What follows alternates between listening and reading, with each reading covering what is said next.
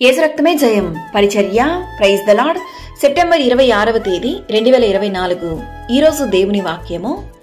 యేసు ఆ మాట విని భయపడవద్దు, నమ్మిక మాత్రం ఉంచుము, ఆమె స్వస్థపరచబడునని అతనితో చెప్పెను. లూకా సువార్త 8వ అధ్యాయం 50వ వాక్యము. అవును క్రీస్తునందు ప్రియులారా, దేవుడు ఈ వాక్యం ద్వారా నీతోనే మాట్లాడుతున్నాడు. నీవు దేనిని బట్టి భయపడకుము, సర్వశక్తిమంతుడైన దేవుని యందు నమ్మకముంచి విశ్వాసంతో ప్రార్థించుము. దేవుని వాక్యం సెలవిస్తున్న విధముగా సమాజ మందిరపు అధికారి ఇంట నుండి ఒకడు వచ్చి, నీ కుమార్తె చనిపోయినది, బోధకుని శ్రమ పెట్టవద్దని అతనితో చెప్పెను. అందుకు యేసు ప్రత్యుత్తరమిచ్చు సందర్భమే ఈ వాక్యము.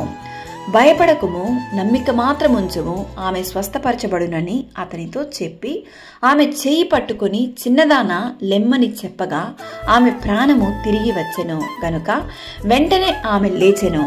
కావున ఈరోజు ఈ వాక్యం వింటున్న ప్రియ సహోదరి సహోదరులారా, ఊహించని చిత్ర విచిత్రమైన విపత్తులు వచ్చి పడుతున్నాయని బాధపడుతున్నారా? దేవుని వాగ్దానాల మీద ఆధారపడి జీవించండి. నీకు నమ్మకమైన దేవుడు నీ పక్షంగా ఉండంగా నీవు దేనిని బట్టి భయపడకము, దిగులు చెందకము. అదే నీకున్న గొప్ప ధైర్యము. నీకు అసాధ్యమైన కార్యము దేవునికి మాత్రమే సాధ్యము. కావున దేవుడు నీ పక్షము నుండి నీ ప్రతి కార్యములను, నీ ప్రతి అవసరతలను దేవుడు నీకు తీర్చి నీకు సహాయ హస్తాన్ని అందించును. సకల ఘనత, మహిమ, ప్రభావములు యేసయ్యకు మాత్రమే కలుగును గాక. ఆమేన్. God bless you.